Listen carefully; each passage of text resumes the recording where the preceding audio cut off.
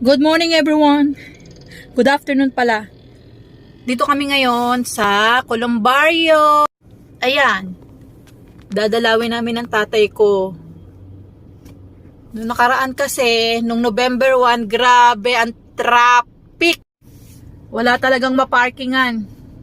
Kaya sabi ko, dito ko sa kasama ko, si Melvin Bungal the Great.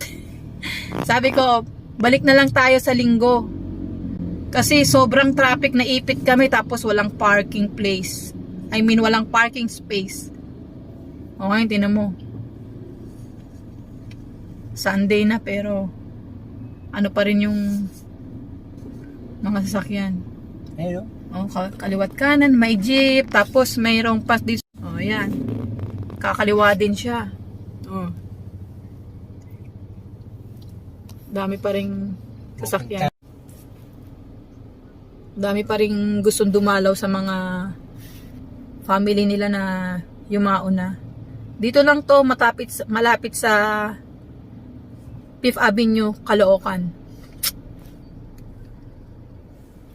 Say hi, Bungal! Ay. We're going down.